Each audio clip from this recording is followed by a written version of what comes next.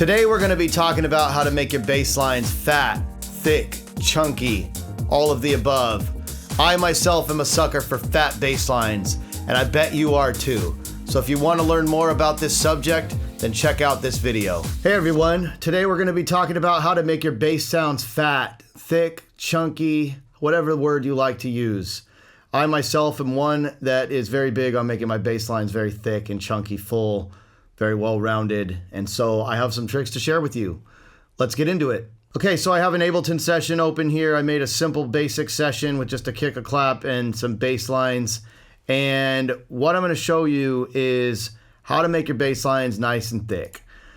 The first tip I have for you is you need to make sure that your bass lines have good sounds. And especially when you're talking about the bottom sound, or what I like to call the sub, or the weight of the sound, because I do usually layer my bass lines. That's typically a common thing. Not always, but something that I will do. So the first thing you need to do is start with a good sound and good waveforms. The typical waveforms that I recommend are square waves, sine waves, triangle waves, and sawtooth waves. Any form or combination of those waveforms is going to get you a great bass line. Let's use this sound for example. Right now, it's just a sawtooth, but I have a serum opened up here, and we're going to go ahead and go analog basic shapes. Now, one of the things I will also mention, all of these analog waveforms are great options for bass lines. When you get into the digital stuff, it can be a little weird. Now, maybe you use the digital stuff for, say, like a bass line top or one of your layers. And some genres of music may use some of the digital things, but for what I do, the analog stuff works well. And so even just the basic shapes, like listen to this sine wave.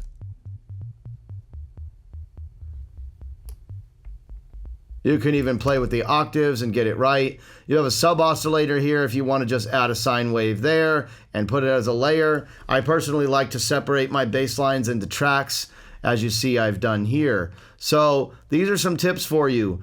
Another great one that you can use is a triangle. And as you can see here, this is a triangle. With triangles, you typically need to turn them up. They are pretty low in volume. They also have an inherent buzz that kind of comes with the triangle wave pattern, so you might want to use the filter and roll that off.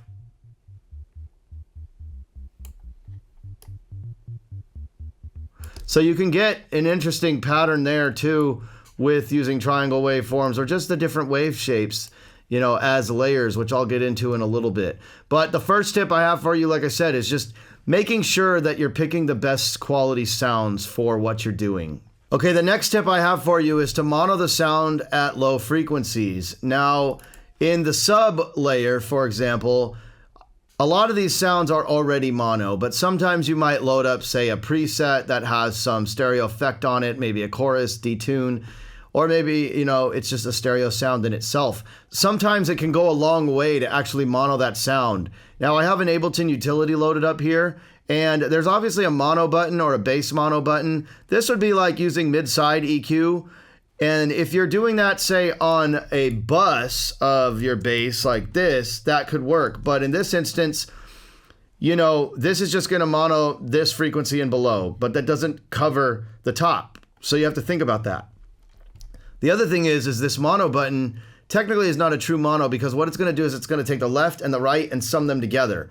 And if there's any phase cancellation or anything going on, that could cancel some frequencies out.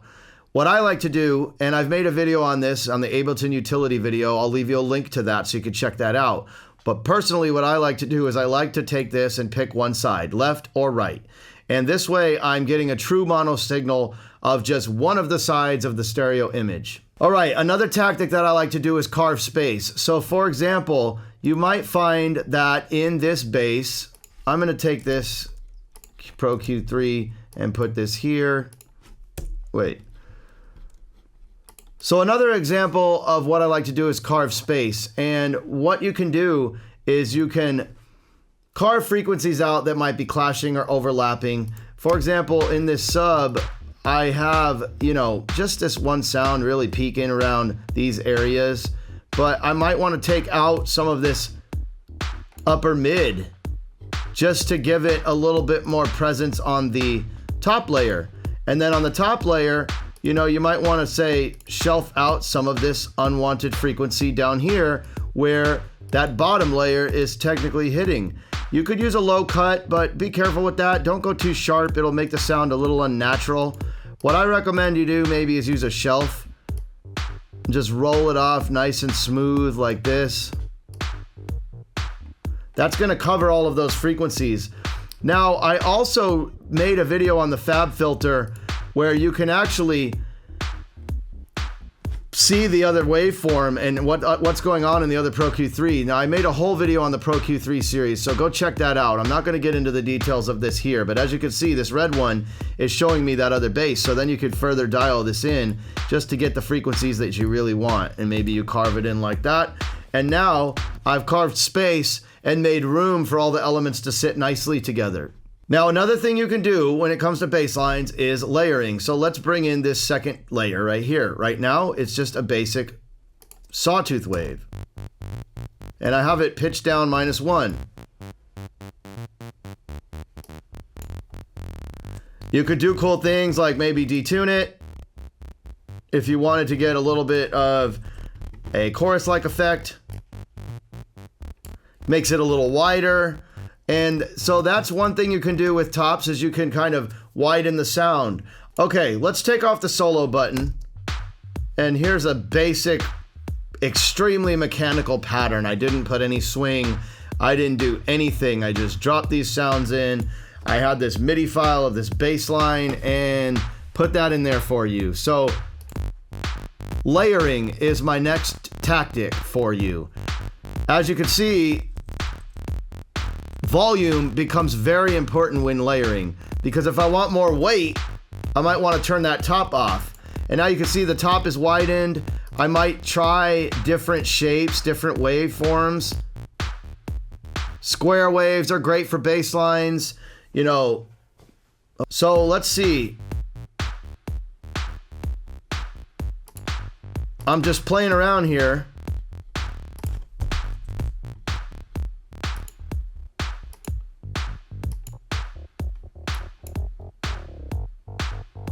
That's kind of interesting. So layering is a great tactic because you can get some really cool effects. Let's put a...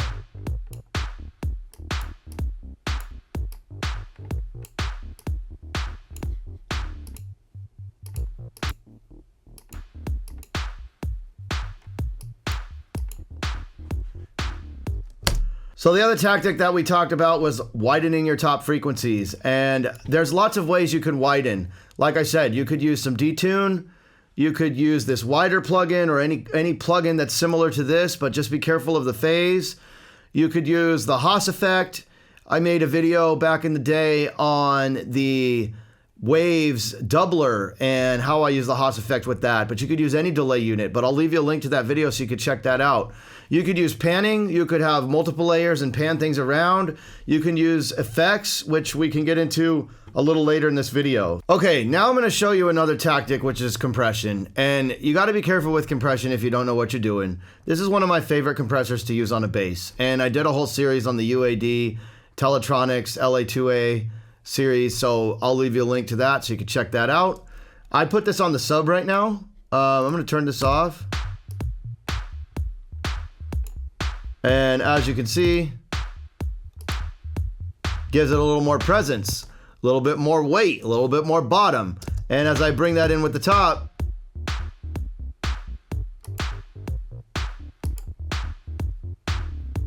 and I'm barely tapping that thing. Look at that. Let's turn it down a little bit. 1 dB of gain reduction. So what I like to do with this stuff is try to get the volume about even, so I can truly hear the compressor working and hear the differences. A lot of times if you just have this gain way up, or you just turn this up and you're fooling your brain to think it sounds better, that's something you got to be careful with. So another thing we can do is, now that we have, you know, say our basic layers, if we like this, I can group these by hitting Command G in Ableton, and I'll call this the bass bus. And maybe I put a glue on this thing. So I'm using the solid state, but also I'm gonna go ahead and put the Ableton glue compressor. The SSL is one of my favorite glue compressors, but not everybody may have that. So for the purpose of this video, I'm gonna go ahead and use this Ableton glue compressor.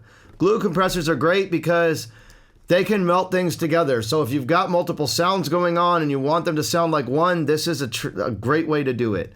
One of the things I like to do with bass is kind of do more of a slower attack so I can keep that transient, that initial hit, that spike, and then maybe a medium release.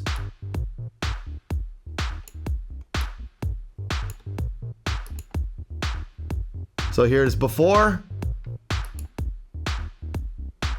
And you can play around with these settings, and I'm on a 4:1 ratio. It's quite a lot of compression. You might want to back that off.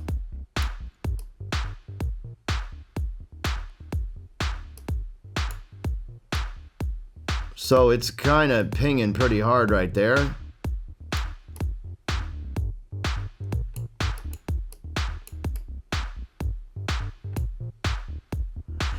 And you could also run the compression in parallel with this one. It's got a dry wet knob, so if you were to run this 50-50, you're gonna get parallel compression. And that's another video, we can get into that later. But for the purpose of this video, we're talking about how to make your bass fat. And I wanna give you the trick called gluing the sounds together. So play around with that. That can really help kind of make your bass line cohesive if you're using multiple layers as well. Okay, another thing you can do, sidechain compression. Now you could do this multiple ways. I'm not gonna get into this. I did make a whole video on sidechain compression, so I'll leave you a link to that. Check that out. I show you 5 different ways. For the purpose of this video, I'm gonna use a simple plugin named Kickstart. And this is by Nicky Romero, and this is Kickstart 2. Very simple, just a basic sidechain volume automation tool. And I'll just gonna go ahead and pick nice and tight. And this can help get the kick and the bass relationship working well together. As you can see with before, they're kind of overlapping. So every time that kick hits on this quarter note, as you can see the quarter notes here, you can see that the bass line is dropping. Now let's turn it on. Now you see the bass line running.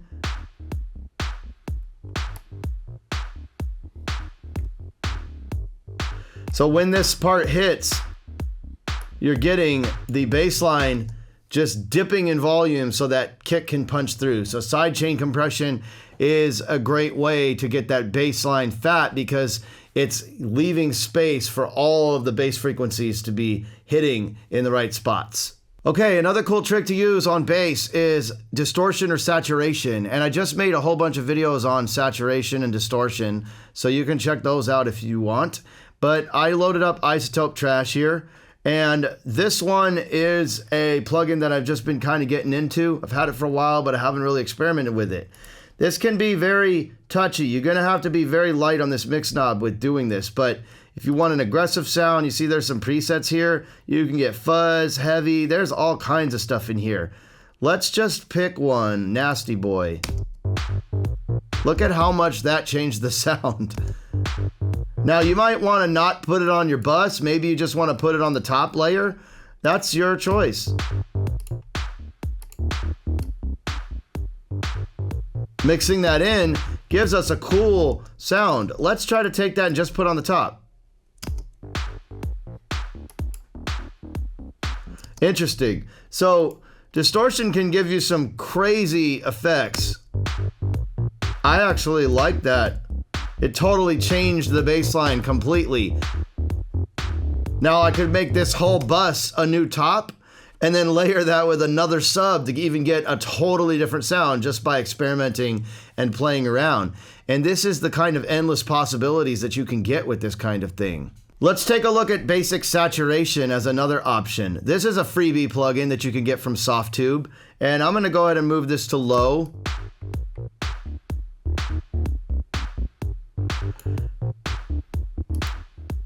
It really brought out the volume there, and I'm using it very extreme. I would advise you to be very careful using saturation on your bass lines because you might just want to put it on your top. Let's try that, because what it can do is it can really damage that really low end frequency content.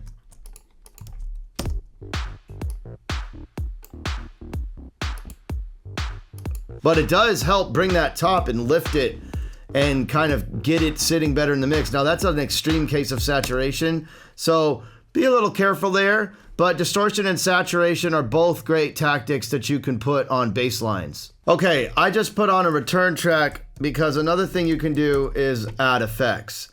And a lot of people put effects right on the tracks, but I personally only do that if I need to. So let's take a look at this. And one of the things I like to do sometimes is I might play around with a plate reverb. And so there's a vocal plate, there's this plate, there's the percussion plate. Let's just use this one. You can play around with this maybe on your top. Not too much pre-delay, or you could slam it. And make sure your mix, this is a solo buttons on, but make sure your mix is 100% when using this. Now, my send is 100% because I want you to hear this.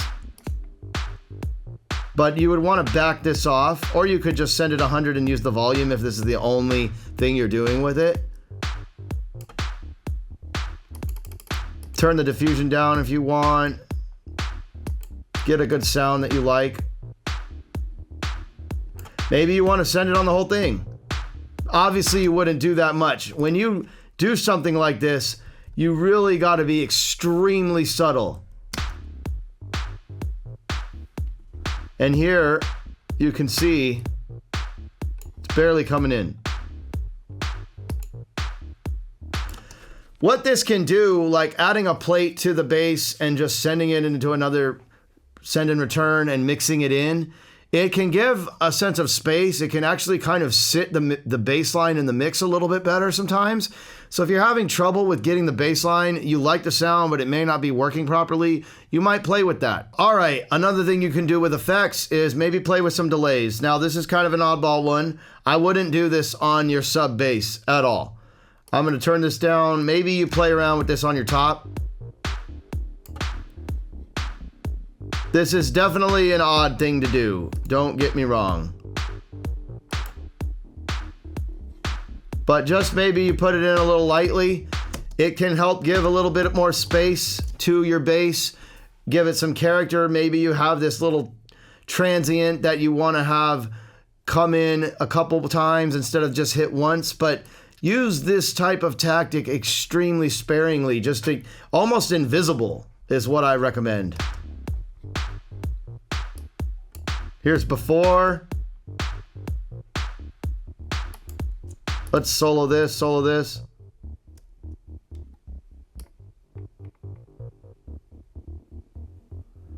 And it's not something I do very often, but I thought it was worth including in this video.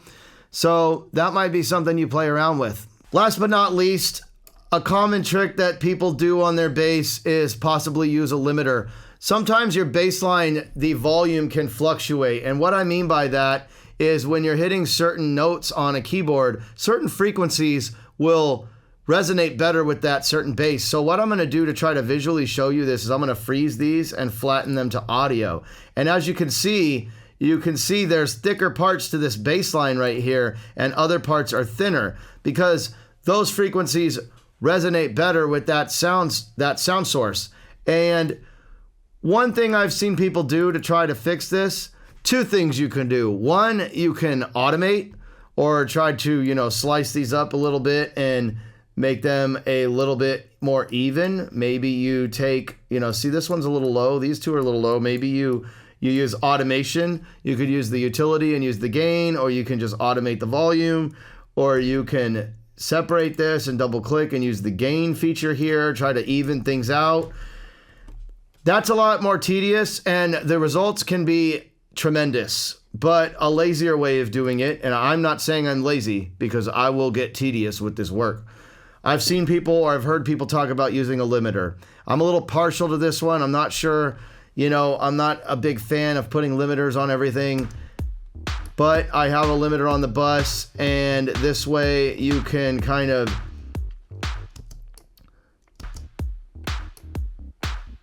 fix the ceiling where you want it to be.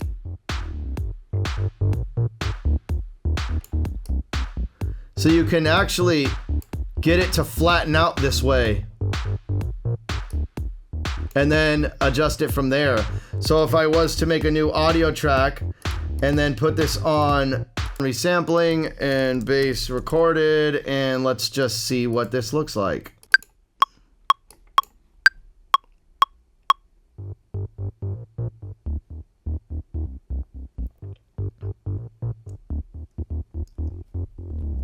So now I've got my bass, and it's still a little different. You'd probably have to slam it using this method. I'm not, like I said, that would not be my choice, but I've heard of people doing that. So might be something you check out. Thank you for watching this video on how to make your bass lines fat. If you have any questions, shoot me a comment down below. My name is Freddie from Distinct Mastering, and if you need help with your mastering, check out my link below for a free sample inquiry. I always offer first-time clients one free stereo mastered sample. And if you enjoyed this video, be sure to hit the like button, subscribe to my channel, and the bell notification will keep you up to date. Once again, my name is Freddie from Distinct Mastering, and have a great day.